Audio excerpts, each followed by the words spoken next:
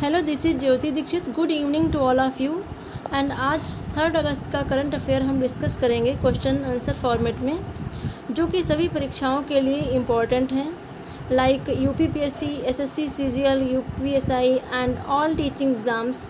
So please watch this video completely, and if you like this video please hit the like button.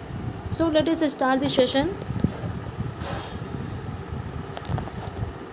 The first question is, हाल ही में UNESCO ने किस देश के शहर Venice को विश्व खतरे की सूची में जोड़ने की सिफारिश की है? तो वेनिस किस देश का शहर है? तो ये है इटली का। ठीक है, तो यूनेस्को ने वेनिस को विश्व खतरे की सूची में जोड़ने की सिफारिश की है और उसका कारण है जलवायु परिवर्तन। संयुक्त राष्ट्र शैक्षिक, वैज्ञानिक और सांस्कृतिक संगठन, जो कि यूनेस्को की फुल फॉर्म है, के विशेषज्ञों ने एक नई रिपोर्ट में कहा कि इटली के शहर वेनिस को खतरे में विश्व विरासत स्थलों की सूची में जोड़ा जाना चाहिए। इसके साथ ही यूक्रेन में कीव और एलविव को भी इस साल साइटों को खतरे की सूची में डालने की सिफारिश की गई है। तो वेनिस के साथ साथ एक यूक्रेन का एक शहर है कीव एंड लविव, तो इसको भी जो है खतरे की सूची में डालने की सिफारिश की गई है। ठीक है, नेक्स्ट क्वेश्चन है हमारा, हाल ही में किस राज्य के मनकुराद आम को जीआई टैग प्रदान किया गया है? तो मनकुराद आम को जीआई टैग प्रदान किया गया है, जो कि गोवा राज्य से संबंधित है। ये गोवा राज्य का आम है जिसका नाम है मनकुराद, जिसको कि जीआई टैग मिला है। और इसके साथ ही हम देखते हैं कि राजस्थान के 4 उत्पाद को जीआई टैग मिला है, जैसे कि उस्ता कला शिल्प, बीकानेर के उस्ता कला शिल्प, जोधपुर बंधेज शिल्प एंड उदयपुर कोफ्तागरी मेटल क्राफ्ट, इसको मिला है जीआई टैग। और बीकानेर के कसीदाकारी शिल्प को जीआई टैग मिला है। ठीक है, और उत्तर प्रदेश के एटा जिले के जलेसर में जलेसर धातु शिल्प को भी जीआई टैग मिला है। तो यूपी जो स्पेशल वाले बच्चे हैं, यानी कि यूपी पीसीएस के लिए, तो ये जलेसर धातु जो कि उत्तर प्रदेश के एटा जिले से संबंधित है, जिसको जीआई टैग प्रदान किया गया है। ठीक है, नेक्स्ट क्वेश्चन है हमारा, हाल ही में चर्चा में रहा रोहिणी आयोग का संबंध किससे है? तो रोहिणी आयोग का संबंध किससे है? अन्य पिछड़ा वर्ग के उपवर्गीकरण से संबंधित है, सब क्लासिफिकेशन से रिलेटेड है रोहिणी आयोग। जिससे कुछ की पॉइंट्स हैं, जैसे कि रोहिणी आयोग का गठन कब हुआ? तो ये हुआ था सन 2017 में, और इसकी अध्यक्ष रोहिणी हैं, और जो कि दिल्ली उच्च न्यायालय की मुख्य न्यायाधीश रह चुकी हैं।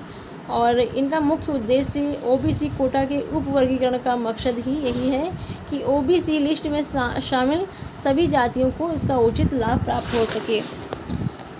नेक्स्ट क्वेश्चन है, प्राण वायु देवता पेंशन योजना का संबंध किस राज्य से है? तो प्राण वायु देवता पेंशन योजना का संबंध हरियाणा स्टेट से है। इसके बारे में कुछ जानते हैं। इस योजना के तहत जो भी वृक्ष हैं जिनकी उम्र 75 वर्ष की हो चुकी है और उन 75 वर्ष से अधिक उम्र के पेड़ों की देखभाल करने वालों को जो है 2500 वार्षिक पेंशन दी जाएगी, और वृद्धावस्था सम्मान पेंशन की भांति या पेंशन राशि जो है प्रति वर्ष समानुपात में बढ़ाई जाएगी। ठीक है, नेक्स्ट क्वेश्चन है, पूर्वी नौसेना कमान ENC के flag officer commanding in chief किसे नियुक्त किया गया है? तो flag officer commanding in chief किसे नियुक्त किया गया है पूर्वी नौसेना कमान के? तो ये हैं वाइस एडमिरल राजेश पेंढारकर। पूर्वी नौसेना कमान भारतीय नौसेना के 3 कमांड स्तरीय संरचना में से एक है। इसका मुख्यालय विशाखापत्तनम आंध्र प्रदेश में है, और इसकी स्थापना हुई थी 1 मार्च 1968 में। ठीक है, तो पूर्वी नौसेना कमान की स्थापना कब हुई थी? 1 मार्च 1968, यानी कि 1 मार्च 1968 में की गई थी, और इसका जो हेडक्वार्टर है वो है विशाखापत्तनम में। नेक्स्ट क्वेश्चन है, प्रोजेक्ट एलिफेंट कब प्रारंभ किया गया? तो प्रोजेक्ट एलिफेंट 1992 में स्टार्ट किया गया था। और ये चर्चा में इसलिए है क्योंकि जो प्रोजेक्ट एलिफेंट है और प्रोजेक्ट टाइगर इसको मर्ज कर दिया गया है एक में, ठीक है। तो ये प्रोजेक्ट एलिफेंट जो है ये स्टार्ट किया गया था 1992 में। प्रोजेक्ट एलिफेंट की शुरुआत की गई थी और इस प्रोजेक्ट का मुख्य उद्देश्य था कि हाथियों का संरक्षण किया जाए। और इस समय प्रेजेंट टाइम में देश में हमारे 33 हाथी रिजर्व हैं। और ये चर्चा में इसलिए है क्योंकि भारत के वन एवं जलवायु परिवर्तन मंत्रालय ने project tiger and elephant division नामक एक नए डिवीज़न के तहत प्रोजेक्ट टाइगर और प्रोजेक्ट एलिफेंट को मिला दिया है। इस साल से दोनों प्रोजेक्ट के लिए एक आम फंड प्रदान किया जाएगा। और प्रोजेक्ट टाइगर बाघ संरक्षण के लिए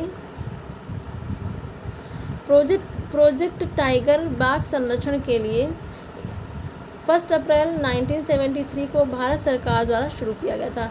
तो प्रोजेक्ट टाइगर कब स्टार्ट किया गया था? तो 1 अप्रैल 1973 को स्टार्ट किया गया था। एंड एलिफेंट टाइगर स्टार्ट किया गया था 1992 में, ठीक है। नेक्स्ट क्वेश्चन है, कारगिल एक यात्री की जुबानी। कारगिल एक यात्री की जुबानी एक रचना है जो कि ऋषिराज ने लिखा है और इस पुस्तक का विमोचन किया है रक्षा राज्य मंत्री अजय भट्ट ने। नेक्स्ट क्वेश्चन है, किस देश के ऑलराउंडर मोइन अली ने टेस्ट क्रिकेट से संन्यास लिया है? तो मोइन अली जो है ये इंग्लैंड के हैं जिन्होंने अभी जल्दी में संन्यास लिया है, ठीक है। नेक्स्ट क्वेश्चन है, रेफिनेटिव आइकन की रिपोर्ट के अनुसार दुनिया की सबसे मूल्यवान कंपनी कौन सी है? तो ये है एप्पल।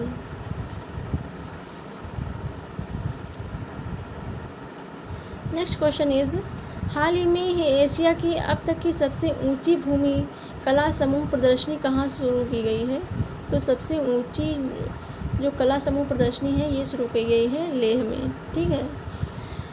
नेक्स्ट क्वेश्चन है, हाल ही में किसने टाइम्स सेंटर के लिए वर्ष 2023 का अंतर्राष्ट्रीय बुकर पुरस्कार जीता है? तो टाइम्स सेंटर के लिए किसे इंटरनेशनल बुकर प्राइज़ मिला है? तो ये मिला है जॉर्जी गोस्पोडिनो को, ठीक है। जॉर्जी गोस्पोडिनो को ये इंटरनेशनल बुकर प्राइज़ मिला है। गीतांजलि श्री को मिला था डेजी रॉकवेल द्वारा अनुवादित हिंदी उपन्यास टॉम्ब, यहाँ पे टॉम्ब होना चाहिए,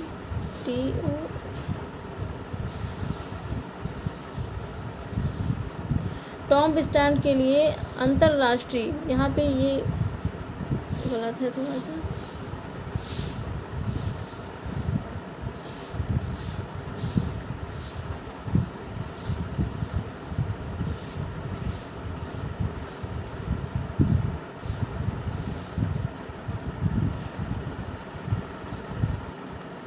टॉम्ब सैंड, ठीक है।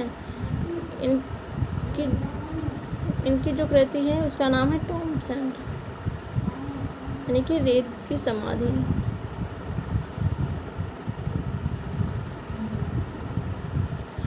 टॉम्ब सैंड के लिए अंतर्राष्ट्रीय बुकर पुरस्कार 2022 में मिला था इनको और मूल रूप से रेत समाधि के रूप में ये प्रकाशित की गई थी, ठीक है, टॉम्ब सैंड, जो कि गीतांजलि श्री की रचना है।